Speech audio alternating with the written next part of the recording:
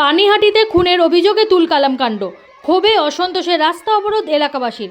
পানিহাটি নামাজপাড়ায় মুখ বধির যুবককে পিটিয়ে ও গরম জল গায়ে ঢেলে খুনের অভিযোগ উঠল এক পরিবারের বিরুদ্ধে। ঘটনায় এলাকায় উত্তেজনা ছড়ায়। পলাতক অভিযুক্তরা।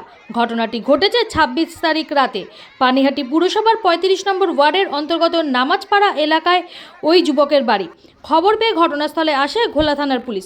এলাকাবাসী ও পরিবারের অভিযোগ, বাচ্চু বড়ুয়া ও তার পরিবারের লোকেরা নামাজপাড়া এলাকার ওই প্রতিবন্ধী যুবককে নৃশংসভাবে মারধর করে, এমনকি তাকে অ্যাসিড পর্যন্ত খাইয়ে দেওয়া হয় বলে অভিযোগ। এরপরই অসুস্থ হয়ে পড়ে ওই যুবক। এরপর তাকে সাগর দত্ত হাসপাতালে নিয়ে যাওয়া হয়। চিকিৎসাধীন থাকার পর আজ তার সেখানেই মৃত্যু হয়। মৃতের নাম আশিক মণ্ডল, বয়স আনুমানিক ৪০। মৃত্যুর পর থেকেই উত্তাল হয়ে ওঠে গোটা অঞ্চল। রাস্তায় টায়ার জ্বালিয়ে প্রতিবাদ দেখায় এলাকাবাসীরা। দোষীদের শাস্তির দাবি তুলে বিক্ষোভ দেখাতে থাকেন তারা। পরিস্থিতি নিয়ন্ত্রণে আনতে নামাতে হয় র্যাফ। তবে ইতিমধ্যেই গোটা ঘটনার বিষয় তদন্ত প্রক্রিয়া শুরু করেছে ঘোলা থানার পুলিশ। তবে পলাতক অভিযুক্তরা। এটা কোন অপরাধের শাস্তি? এটা কোন অপরাধের শাস্তি? এটা কোন অপরাধের শাস্তি? যে একটা মানুষের জীবনটাই নিয়ে নিতে হলো, কোন অপরাধের শাস্তি? বাচ্চু বড়ুয়া তার ছেলে, তার বৌমা কেন মারলো?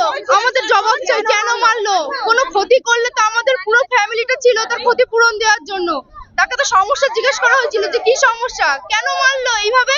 একটা বোবা, একটা প্রতিবন্ধী মানুষকে তার মুখের মধ্যে গরম জিনিস ঢেলে দিয়ে তার পুরো শরীর অকেজ করে দিয়ে তাকে মেরেছে।